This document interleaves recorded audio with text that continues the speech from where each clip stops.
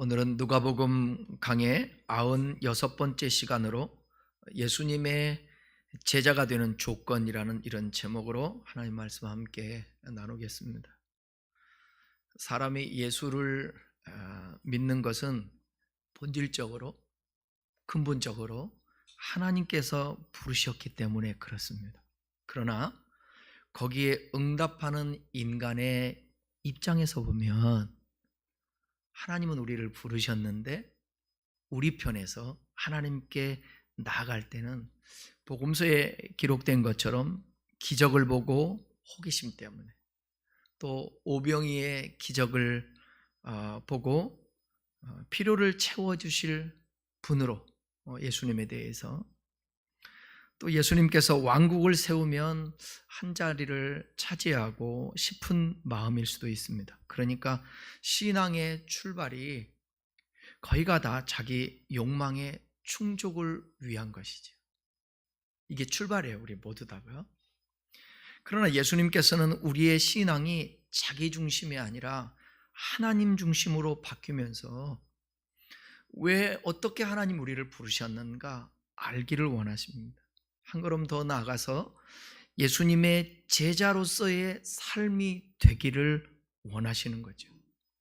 예수님이 마태복음에서 마지막 28장에 하신 말씀 기억하시죠?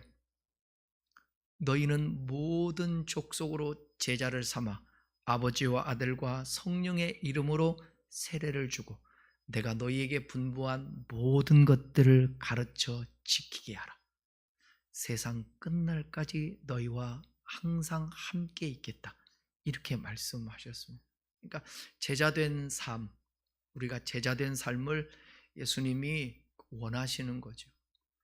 우리 성도들이 교회에서뿐만 아니라 일상의 삶 속에서 목사님 일할 때에 주님 앞에 묻고 또 주님이 마음을 주셔서 또 사랑하게 되고 살아가면서 나를 바라보고 점검해보고 이웃을 사랑하고 그런 마음 주신 것 감사해요. 그런 소리 들을 때마다 목회 보람 있고 그래, 신앙이라는 것은 성장해 가는 것이고 성숙해 가는 것이고 제자로서의 삶을 살아가는 거야. 초신자일 때는 어린아이처럼 자기 필요에 의해 자기 중심으로 신앙생활을 합니다. 그러나 신앙이 자라면서 실존적인 고민을 합니다. 내가 어디에서 와서 무엇 때문에 살며 어디로 가는지 깊이 생각하는 것입니다. 그리고 어떻게 사는 것이 하나님의 사람으로서 옳은 것인가를 생각하는 것입니다. 이게 신앙이 자라는 사람, 어린아이를 버린 사람, 장성한 분량까지 자라가는 사람들의 모습입니다. 그러다 보면 깨달아지는 것이 뭐냐? 천국에는 우리의 삶 속에서 예수님을 닮은 삶을 살아야 되겠다. 다시 말해서 예수님의 제자인 삶인 것입니다. 그런데 제자의 삶은 여러분 만만해요? 만만치 않아요? 만만치가 않습니다. 따라합시다. 그만큼 대가를 지불해야 한다. 예수님께서 살았던 것처럼 말입니다. 반드시 제자로서의 삶, 성숙한 삶으로 나가는 데는 그만큼의 대가를 지불해야 되는 것입니다. 그런데 종국의 결과적으로 보게 되면 우리가 그 대가를 지불한 것보다도 훨씬 더 큰 그 신령한 축복이 있다라는 것입니다. 예수님도 그랬잖아요. 하나님의 뜻이어서 십자가를 졌지만 육신의 옷을 입고 있을 때도 하나님이시지만 그분이 하나님의 뜻을 행한 후에 십자가를 진 후에 예수님에게 있었던 그 영광은 뭐냐? 부활이었습니다. 그 부활함으로 말미암아서 이제는 육체의 옷을 벗고 신령한 몸으로 되어 하나님 보좌 우편에 앉게 되었습니다. 우리가 자녀가 되어서 우리가 제자로서의 삶을 살아내게 되면 뭐냐? 자녀이면 예수 그리스도와 함께 상속을 얻을 수 있다고 주일날 설교했잖아요. 그분이 얻은 대로 우리도 똑같이 얻는다라는 거예요. 근데 여전히 예수 믿고 신앙생활하는데 내 중심적으로 살아가는 어린아이로서의 삶을 산다고 한다면, 아이도 키우면서 그러잖아요. 애가 지체를 갖다든지 정신적으로 잘하지 않은 거예요. 생각이 자폐가 있다든지. 그럼 평생을 부모가 케어를 해줘야 되잖아요. 잘해야 되거든요. 우리의 신앙도 똑같아요.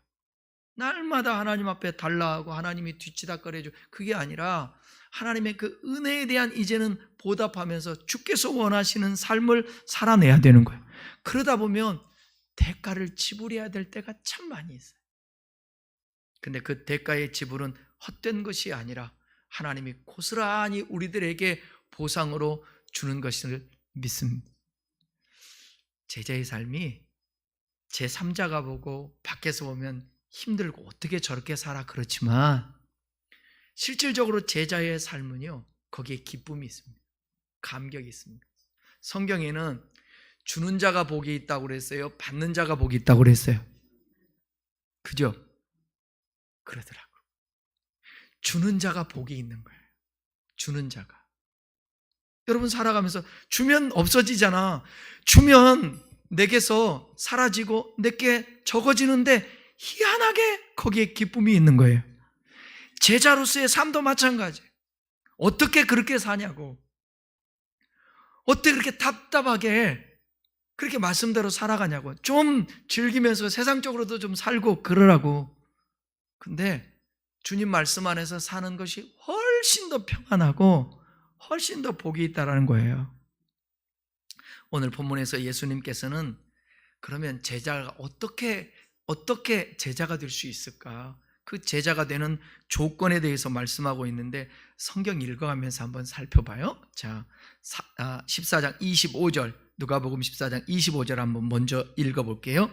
수많은 무리가 함께 갈새 예수께서 돌이키사 이르시되. 수많은 사람들이 예수님을 따랐습니다.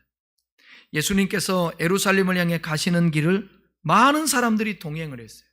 예수님의 소문을 듣고 모여든 주변 마을 사람들과 갈릴리에서부터 예수님을 따라온 무리들이 섞여 있었을 것입니다.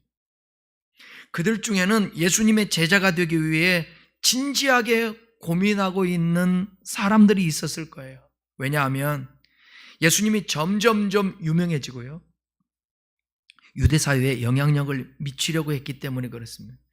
그래서 예수님에 따르는 사람들의 조직이 완전히 형성되기 전에 예수님의 제자가 되어야 한다는 생각하는 그런 사람들이 있었을 것입니다. 이렇게 다양한 배경을 가진 많은 무리에게 예수님은 자신의 제자로 살아간다는 의미가 무엇인가를 말씀합니다. 예수님께서는 그들에게 비용을 계산해 보고 나서 따르라. 왜냐하면 나를 따르는 길이, 제자의 삶이 만만치가 않다라는 거예요. 예수님의 제자가 되는 데는 치러야 할 대가가 있으니까 신중하게 결정하라는 거예요. 그러면서 건축하는 사람과 전쟁을 준비하는 임금님의 예를 듭니다. 먼저 건축하는 사람의 예를 드는데, 자, 28절에서 30절 말씀을 함께 다시 읽습니다. 너희 중에 누가 망대를 세우고자 할진대 자기의 가진 것이 준공하기까지에 족할는지 먼저 앉아 그 비용을 계산하지 아니하겠느냐. 그렇지 아니하여 그 기초만 쌓고 능히 이루지 못하면 보는 자가 다 비웃어 이르되 이 사람이 공사를 시작하고 능히 이루지 못하였다 하리라. 먼저 예수님은 망대를 건축하는 비유를 말씀했는데, 이 망대는 뭐냐? 방어를 위한 높은 방어탑을 의미합니다. 개인적으로는 포도원을 위한 망대를 세우거나 또 어떤 지역이라든지 나라는 성을 방어하기 위한 망대를 세웁니다. 28절에 보게 되면 한 개인이 망대를 세우는 것을 전제하기 때문에 28절의 망대는 포도원 망대에 더 가깝습니다. 누구든지 이런 건축물을 세우기 위해서는 건축 비용을 미리 계산해야 한다는 거죠. 만약 이것을 계산하지 못하고 건축하게 되면 비용을 감당할 수 없게 되어서 건축을 멈추게 됩니다. 여러분 지나다니다 보면 특별히 그 강화에 가면 강화에 건물이 큰 건물인데 오래도록 건물이 짓다가 멈춘 게 있다라는 거죠. 마치 우리가 집을 매입하는 것과 비슷한데 큰 비용이기 때문에 대출 이자를 감당할 수 있는지 먼저 계산을 해야죠. 고민을 해봐야죠. 만약 그렇지 않으면 엄청난 손해를 감수할 수 있으니까 집 그냥 경매로 나중에 넘어갈 수 있으니까 예수님의 제자가 된다는 것도 이와 마찬가지라는 거예요. 예수님과 관계를 형성하는 일은 사실 많은 대가를 치러야 합니다. 그래서 복받으러 왔다가 뭔가 문제를 해결하러 교회 왔다가 실망하고 돌아가는 사람들이 정말 많습니다. 때로는 가족에게 외면받아야 했고 사회적인 차별을 감수해야 했습니다. 예수님 시대 때 예수님은 이런 대가를 망대를 건축하기 위한 비용에 빗대서 말씀하신 것입니다. 만약 이 대가를 생각하지 못하고 예수님의 제자로 살겠다고 한다면 보는 사람들이 그를 보고 비웃을 것이라는 거예요. 이 사람이 짓기를 시작만 하고 끝내지는 못했구나. 비웃죠. 그러니까 그것은 미리 생각지 않은 거예요. 예수님은 그렇게 말씀하는 거예요. 여기 비웃는다라는 말은 뭐냐? 원문에 보면 조롱한다라는 말이에요. 조롱한다라는 거예요. 우리는 이런 조롱을 많이 경험합니다. 자칭 그리스도인이라고 말하지만 제자의 삶을 온전히 살아내지 못하는 오늘날 교회의 모습이 얼마나 조롱당하고 있는지 우리는 경험으로 알고 있습니다. 이제 갓 믿은 초신자부터 심지어 목회자에 이르기까지 제자로서의 자화상은 많이 병든 거예요. 그게 저도 목사로서 늘 언제나 부담인 거예요. 어디를 가든지 그리스도의 제자로서, 목사로서, 그리스도인으로서 어떻게 살아내고 영향력을 끼쳐야 될 것인가. 예수와 친밀한 관계를 형성하고 그를 따르는 제자들은 교회의 성장을 위한 도구도 아니고 단지 교회만 다녀도 구원이 있다고 말하는 가벼운 삶이 정말 아닙니다. 우리가 세상이 비웃는 조롱하는 신자가 되어서는 참된 제자가 될 수가 없습니다. 그러니 여러분 얼마나 힘들어요. 제자의 삶이 쉽지 않다라는 거예요. 그럼 우리의 믿음의 선진들은 그 길을 간 것입니다.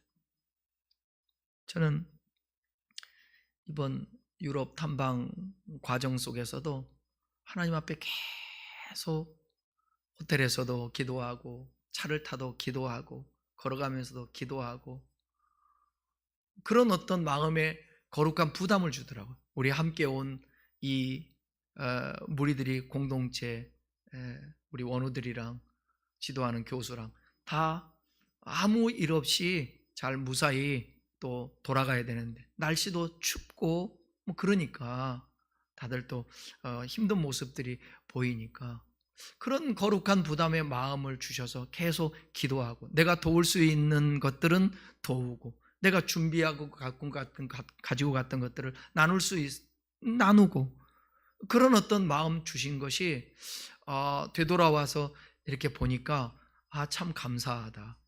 나만 생각하고 나만 챙기는 게 아니라 이타적으로 내 마음이 갔던 부분들을 내 생각하면 참 감사하다라는 생각이 들더라고요. 여러분 어디에 가서든지 우리가 그리스도의 제자로서의 삶은 항상 이기적인 나만 생각하는 것이 아니라 이타적인 생각을 하면서 다른 사람을 살필 줄도 알고 다른 사람을 배려할 줄도 알고 그러는 그만큼 그러려면 뭐예요? 그러려면 때로는 내가 가지고 있는 것을 나눠야 되고 때로는 내가 손해볼 때도 있고 내가 발을 움직이고 손을 움직여야 할 때도 있다라는 것입니다. 두 번째 비유는 뭐냐면 전쟁을 준비하는 임금의 비유예요. 자, 31절, 32절을 읽겠습니다. 또 어떤 임금이 다른 임금과 싸우러 갈 때에 먼저 앉아 1만 명으로서 저 2만 명을 거느리고 오는 자를 대적할 수 있을까 헤아리지 아니하겠느냐. 만일 못할 터이면 그가 아직 멀리 있을 때에 사신을 보내어 화친을 청할지니라. 이 비유에서는 전쟁을 앞두고 있는 한 왕을 예로 들고 있습니다. 이 왕은 상대방보다 병력이 반밖에 안 돼요.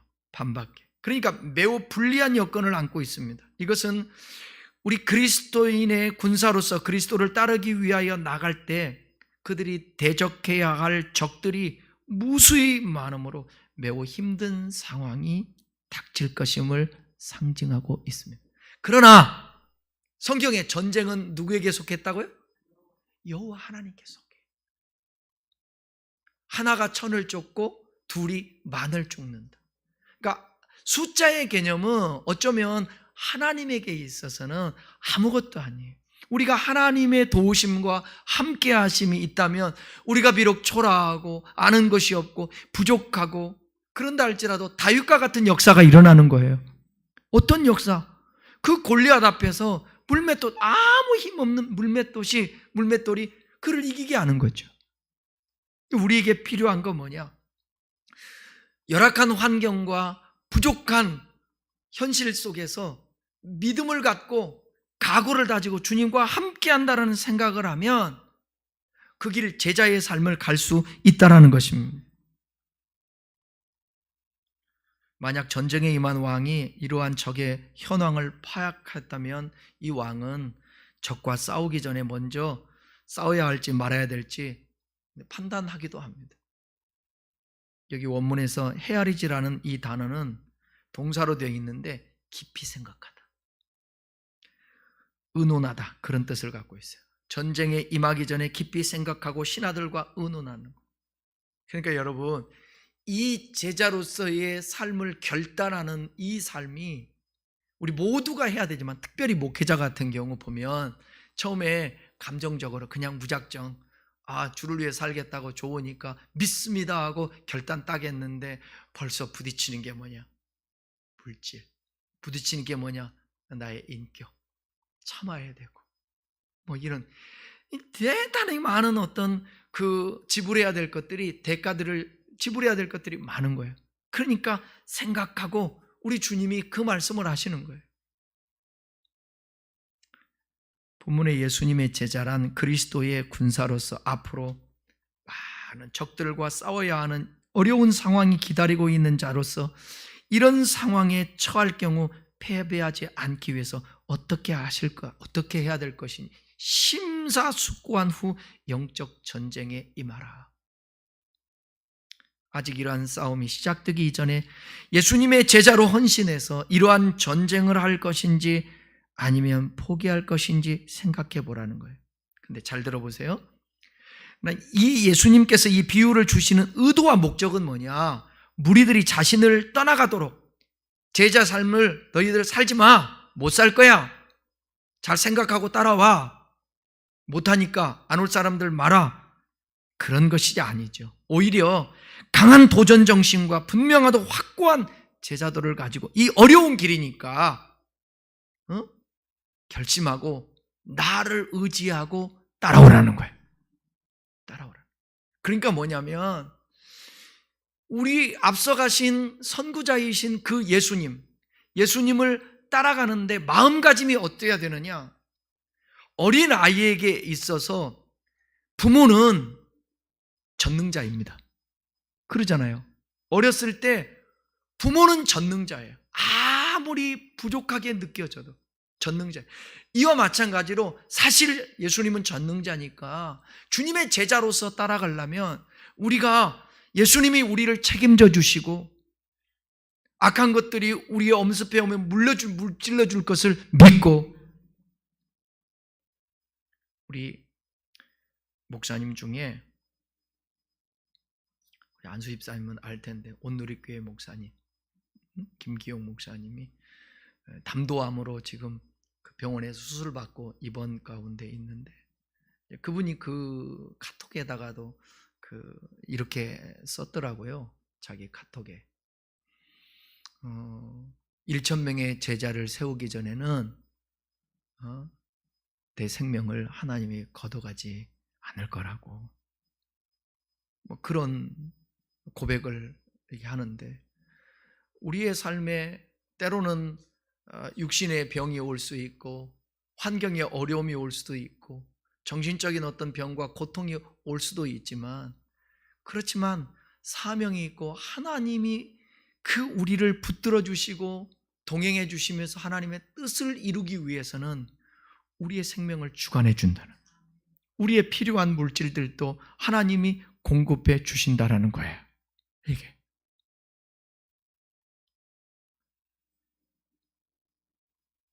그러니까 이 비유를 하는 예수님의 그 의도는 뭐냐면, 제자로서의 삶을 살려면, 나를 따르려면 정신무장을 하라는 거예요. 믿음 충만하라는 거예요. 성령 충만하라는 거예요. 은혜 충만하라는 거예요. 그러면 그 길 갈 수 있다라고 얘기하는 것입니다. 예수님께서는 제자가 되는 조건을 구체적으로 이제 말씀하는데, 26절 한번 읽어보겠습니다. 시작. 물은 내게 오는 자가 자기 부모와 처자와 형제와 자매와 더욱이 자기 목숨까지 미워하지 아니하면 능히 내 제자가 되지 못하고. 26절에서 예수님은 내게 오는 사람, 내게 오는 사람이 제자라는 거예요. 내게 오는 표현은 예수님과 어떤 관계성을 의미합니다. 그러니까 예수님과의 친밀한 관계를 형성하는 사람이 제자의 출발점이 뭐냐? 관계예요. 그래서 우리 신학교 다닐 때 대학원에서 그거 배운 것 같아요. 제자는 뭐냐? 가장 먼저 예수님과 함께하는 사람, 관계하는 사람. 여러분들이 관계하면서 오늘도 살아가면서 예수님, 예수님, 주님 찾으며 기도하고 의지하셨죠? 의지하셨죠. 저기 그 유럽에 가서 비행기 오래 타고 가다 보면 비행기 기내에서 이제 이식을 하니까, 아니 가만히 앉아서 두 끼를 비행기에서 먹으니까 컨디션이 안 좋죠. 위가 당연히. 그러니까 가서도 안 좋고 불편하더라고요. 많이 불편했어요. 그 하나님 앞에 기도하는 거예요. 이제 열흘 동안 탐방하는데 첫날부터 컨디션이 안 좋으니까 뭐라고 기도하겠어요? 가장 짧고 가장 힘 있는 기도. 무슨 기도? 늘 얘기하는 제가 예수 기도. 예수 기도. 주 예수 그리스도 하나님의 아들이시오, 나를 불쌍히 여겨주십시오. 그 기도. 사람이라는 게 그런 거예요. 다 순간순간에 오는 그 절박함 속에 하나님 앞에 간절하게 기도하는 거예요. 그런 마음들이 저와 여러분들에게 필요한데, 그건 어디서부터 나오냐면 관계성에서 나오는 거예요. 주 예수 그리스도 하나님의 아들이시오, 나를 불쌍히 여겨주십시오. 그러니까 눈물이 찔끔 이렇게 나올라다가, 그래서 거기서 청승 맞잖아. 그 기도하면서 눈물을 쭈르르 흐르는 건 청승 맞더라고. 그래서 찔끔 나올라다가 흔들면서 하나님 기도하고. 늘 언제나 우리의 삶이, 만약에 근데 여러분 관계가 돼 있지 않다면, 늘 그러잖아요. 부모와 자식 간에도 마찬가지. 정말 자식에게 혼내주고 싶고 하고 싶은 말 다 하고 싶은데 그렇게 다 하면 뭐가 끊어지는 거예요? 관계가 끊어지잖아. 그 관계 안 끊으려고 참는 거예요. 자식이 많이 참아요? 부모가 많이 참아요? 여러분들은 그러십니까? 맞아. 옛날에는 부모가 참습니까? 부모 할 말 못 할 말 다 쏟아내는 거예요. 그러니까 집단 상담을 해보면 다 상처받아서 얘기하는 게 뭐냐? 부모한테 받은 상처예요. 여러분들도 혹시 자녀들에게 상처 줬을지 모르니까 한번 붙들고 얘기해요. 엄마 아빠가 혹시 너희들한테 상처 줬으면 용서해라. 그 얘기해야 돼. 나도 우리 아들한테 그런 적이 있어요. 아들, 진심으로 말하는데 혹여 아빠 때문에 네가 마음에 상처를 받고 또 교회에서도 목사이다 보니까 네가 상처를 받고 여러 가지 있으면 아빠한테 진짜 내가 미안하고 용서 구하니까 얘기를 해라. 그랬더니 진짜 있는지 없는지 모르는데 없어요 그러더라고. 그냥. 근데 왜 없겠어요? 이렇게 하면 자녀들이 조금 우리의 말을 안 듣는 것 같고 답답하지만 나중에 그래도 상처는 없어. 근데 당장 말은 듣는 것 같은데 혼내고 그러면 근데 뭐냐, 그걸 다 이 속에 담아. 상처가 돼. 나중에 나이가 되면 아빠가 너무 무서운 거야. 그래서 한번 끌어안아 주지도 못해. 자기 아버지를, 자기 엄마를 끌어안아 주지를 못해. 여러분, 자식하고 좋은 관계인지 아닌지 확인하려면 뭐냐? 애들이 와서 끌어안아 주고 스킨십을 해주나 안 해주나 이거예요. 스킨십 해주는 사람은 그래도 얘가 상처가 크게 있는 건 아니구나 그렇게 생각하면 돼. 근데 옆에서 손잡을만 잡으려고 그러고 안으려고 그러면 피해버리고 손 내치고 이러면 가서 용서를 구해야 돼. 관계예요, 관계. 예수님과의 친밀한 관계를 형성하는 사람이 제자로서 출발하는 것입니다. 1세기 유대인들에게 있어서 누군가의 제자가 된다는 것은 어떤 의미가 있을까? 이것도 중요한 부분인데, 제자라는 단어는 뭐냐? 배우는 자라는 뜻이에요. 누군가에게 배우는 사람을 제자라고 그래요. 근데 1세기 그리스도 로마 문화를 살아가는 사람들에게 있어서 누군가의 제자가 된다는 것은 조금 다른 의미가 있습니다. 일단은 제자가 되려면 생업을 멈추고 누군가의 제자가 될 수 있는 사람은, 그러니까 부유한 사람, 생업을 멈춘 사람이니까. 고대 그리스 철학자 중에서 가장 유명한 소크라테스의 제자가 누구예요? 플라톤 아닙니까? 플라톤의 제자가 누구예요? 아리스토텔레스입니다. 그들은 다 충분히 부유했습니다. 상류 사회를 살아가는 사람들이었어요. 고대 사회에서는 지식은 독점되는 영역이었습니다. 아무나 지식을 가질 수 있는 게 아니었어요. 근대에 이르기까지 여러분 잘 알지만 일반 백성에게 지식은 배타적이었고, 백성들이 똑똑해지는 것은 권력의 분산을 의미하게 됐습니다. 그러니까 옛날에 우리나라도 마찬가지예요. 반상제도가 있었을 때에 양반은 공부를 하고 그러지만 이게 밑에 있는 사람들은 공부 안 했잖아요. 글도 몰랐지 않았습니까? 그러니까 이제 유럽에 있는 성당들에 가면 주일날도 말씀드렸지만 화려한 그림들, 동상들이 있는데 왜? 성경을 모르니까 그런 거 시청각 교육을 하는 거예요. 시청각 교육. 지식이라는 것은 독점되는 영역이었습니다. 보통 4대 성인을 누구라고 그래요? 소크라테스, 공자, 석가모니, 예수님. 모두 다 자신들의 제자를 거느렸습니다. 그러나 예수님만이 다른 세 사람들과 구분되는 제자를 거느리고 계셨어요. 소크라테스, 공자, 그리고 석가모니는 당대의 엘리트들을 제자로 받아들였습니다. 그리고 부유한 엘리트가 아니라면 그들이 추구하는 학문을 하는데 한계가 있었어요. 기본적으로 글을 쓰고 읽을 수 있어야 했고, 다양한 철학적 사색과 논리적 사고를 할 수 있어야 이러한 소크라테스든 공자든 석가모니든 제자가 될 수가 있었습니다. 고대 사회에서 이런 능력을 가진 사람들은 모두 하층민들이 아니라 상류층에만 존재했었어요. 그런데 예수님의 제자들만이 엘리트가 아니었고 당시 보통 사람들을 대변하는 사람, 때로는 세리, 어부, 좋지 않은 직장을 가지고 있었던 하류민들이, 오히려 유대인들의 입장에서 봤을 때 예수님의 제자들은 약간 모자라는 사람들이거나 죄인들의 무리였습니다. 예수님을 따르는 많은 무리들은 예수님의 제자들을 보면서 자신들보다 탁월한 점을 찾지 못했을 것입니다. 예수님의 제자가 되기 원하는 그 유대의 엘리트가 있다면 얼마든지 자신이 그들 중에 최고가 될 수 있을 것이라고 생각할 수도 있어요. 유대 사회에서도 누군가의 제자가 된다는 것은 랍비 후보생이라고 볼 수 있습니다. 대부분 이 랍비들만이 제자들을 거느렸고 종교와 정치가 거의 일치된 그 사회를 살아가는 유대인들에게 랍비는 그들이 생각할 수 있는 가장 보편적인 출세 코스였습니다.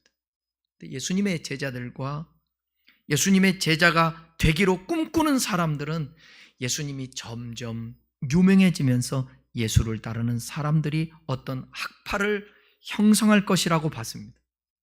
그들은 예수님이 바리새파의 힐렐이라든지 삼마의 학파와 같은 영향력 있는 새로운 종파를 창시할 것이라고 생각했을 수도 있어요.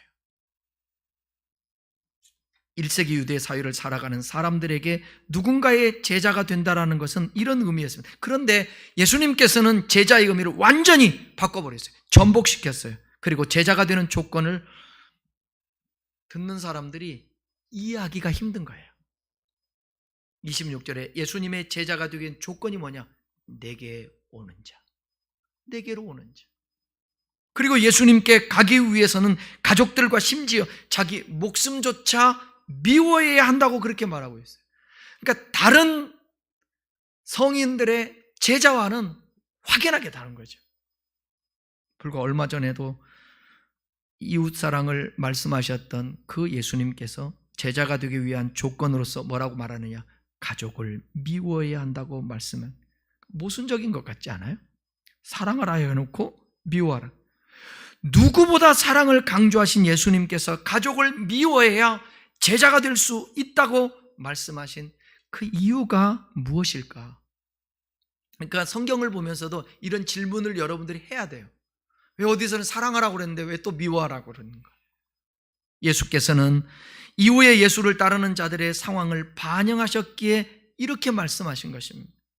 아직은 예수님께서 모든 유대인들에게 높임을 받고 있고 칭송을 받고 있지만 이제 후에 십자가의 죽으심과 부활하심 이후에 예수님을 따르는 사람들은 차별을 받았고요.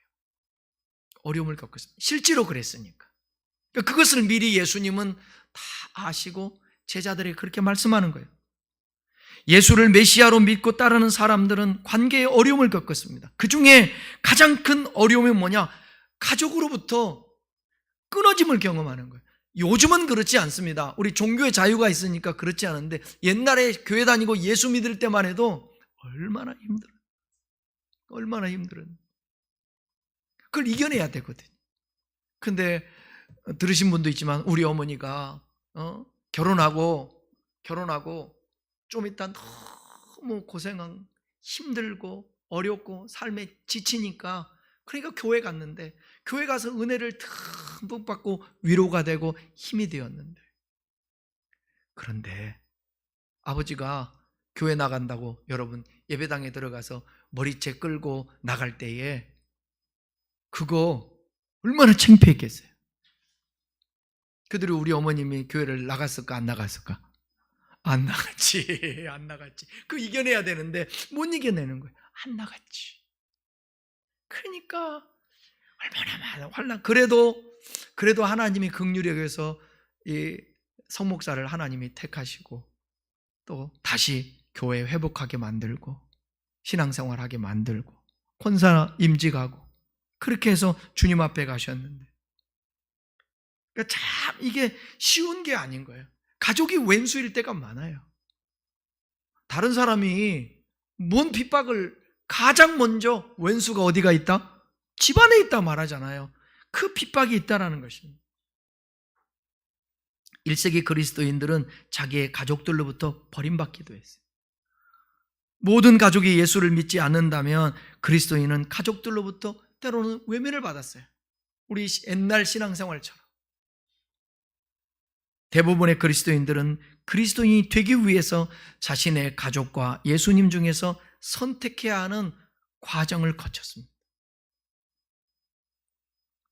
예수님 이후에 제자들도 수많은 사람들이 그랬잖아요. 화형을 받고. 아니 여러분 생각해 보세요. 얀 후스라는 그 종교개혁 그 마틴 루터 100년 전에 하나님의 말씀을 가르치고 부패한 캐톨릭 교권주의자들의 그 모순들을 보면서 하나님의 말씀들을 그 일반 사람들이 가르치고 그렇게 했는데 나중에 사람들이 뭐냐? 악마의 소리를 한다고 종이 모자를 씌워서 화형시키는 겁니다. 핍박이라는 게 있는 거예요. 사람으로부터 미움을 받기도 하고, 우리가 그를 거절하지 않으면 이걸 미움이라고 표현하잖아요. 그 사람들이 핍박하는 사람들을 이게 어떻게 받아야 되는 거예요. 대적해야 되는 것입니다. 그런 여러분, 희생과 핍박과 제자의 도를 걸었던 사람들의 힘입어 오늘날 우리들까지도 복음을 받아서 예수 믿게 되고, 가정에 목사가 있고 장로가 있고 집사가 있고 하나님의 사람이 있게 된 것이 얼마나 축복이냐고요. 가족과 끊어지는 경험을 하고 모두가 목숨의 위험을 받았던 건 아닙니다. 그러나 분명한 사실은 예수님을 나의 삶의 주인으로 받아들이는 것은 삶의 우선순위가 이제는 예수님으로 변화돼야 된다는 거예요. 우선순위가. 요즘은 예수 믿는다고 누가 죽여요? 예수 믿는다고 무슨 칼을 들이대요? 아니면 교회 못 가게 누가 묶어놓기를 합니까? 아니라고요. 그럼에도 불구하고 하나님이 우리의 중심을 보는 것은 삶의 우선순위를 어떻게 정하면서 살아가고 있느냐인 거죠. 그러니까 물질의 우선순위를 하나님이 테스트하기 위해서 주님 앞에 드리는 공동체로서의 책임감으로서의 물질 11조라든지 한 주일 동안에 있어서 한 날을 구별하여 시간의 주인이 주님이라는 것 사실, 이것은 율법적인 게 아니라 우리의 믿음에 대한 하나님의 은혜에 대한 반응에 나타나는 것이죠.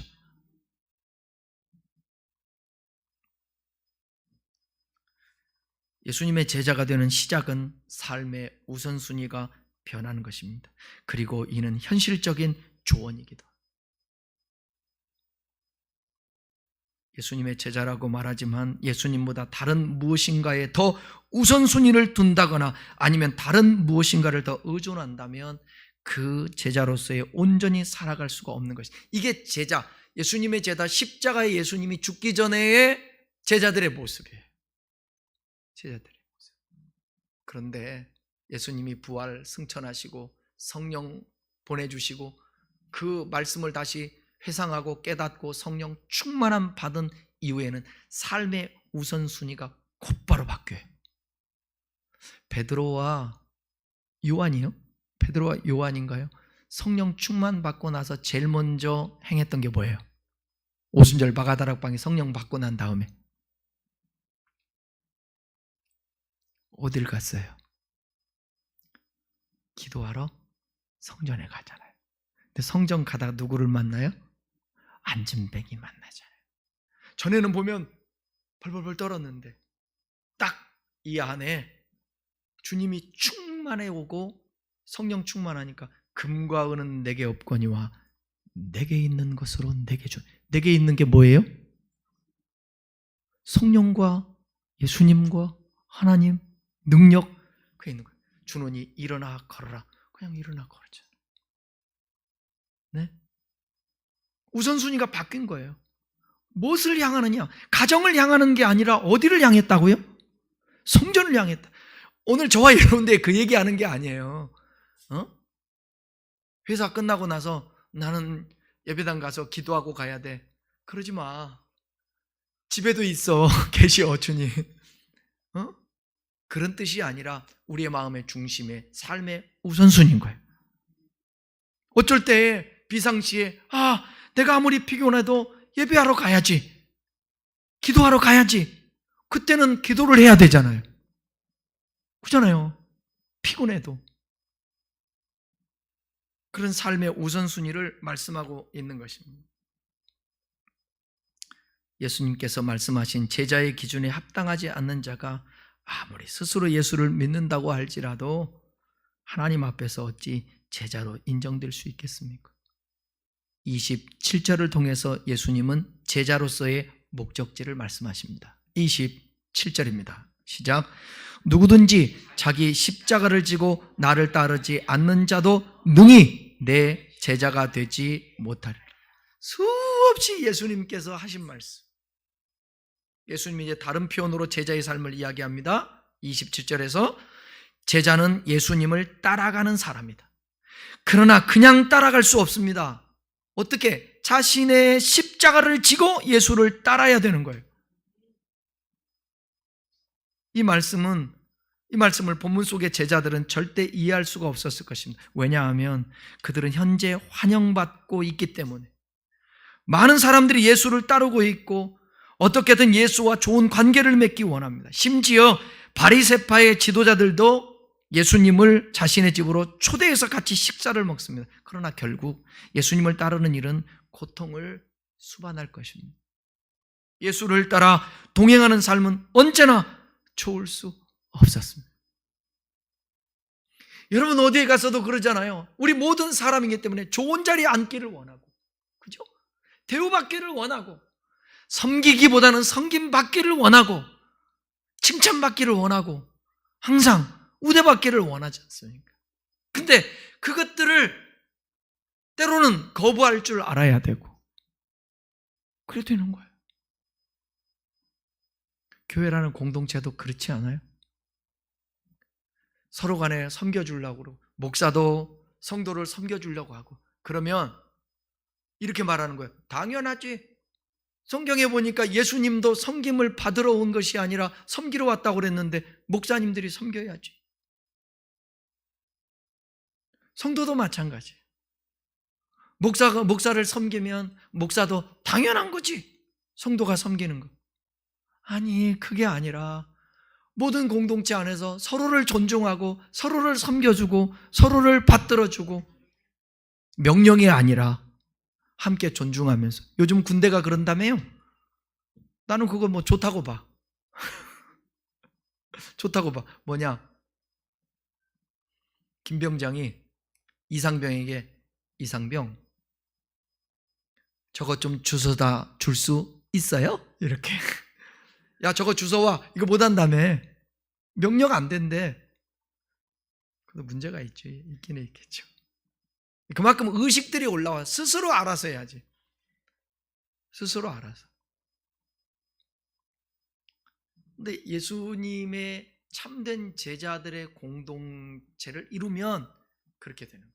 그러니까 교회가 싸움이 있고 티격태격하고 큰 소리가 나고 질서가 없어진다. 이거는 제자로서의 성숙한 모습이 안 된다는 거예요. 아멘. 여러분, 우리 복받기 원하지? 나도 복받기 원하고 다. 누가 고생하고 힘들게 살기를 원하겠어요? 근데 사람이 복받기를 원하는데 내 이웃을 무슨 벌레 보듯이 해. 인사도 안 해. 모르는 채 해. 그건 제자로서의 삶이 아니잖아요. 맞죠? 어떻게 그리스도인들끼리 왕따를 시킬 수 있어? 어떻게 목사가 목사를 왕따시킬 수 있어? 투명인간 취급할 수 있냐고. 그건 아니잖아요, 우리 모두가. 그리스도인으로서 살아간다는, 저는 그거예요. 숙제가 그거예요. 앞으로 끝까지 나의 달려갈 길을 다 가고 선한 싸움을 싸우고 믿음을 지키기까지. 올곧게 이게 간다라는 게 참 쉽지 않다. 쉽지 않다. 여러분, 때로는 가난함이 축복일 수 있다라는 거 아세요? 심령이 가난한 자는 복이 있나니 천국이 저희 것입니다. 심령이, 그러니까 돈이 없든다든지 병이 든다든지 뭐 고통이 있으면 심령이 또 가난해져. 여러분, 사람이 좀 어려우면요, 괜찮아, 죽어도 괜찮겠다, 죽어도 괜찮겠다, 이런 마음 갖는데, 모든 것이 만사오케이에다가 많은 것을 소유하고 누리고 있는 사람은 그 죽음이 결코 기쁘지 않아요. 천국 가고 싶지 않아요. 사람들 그러잖아요.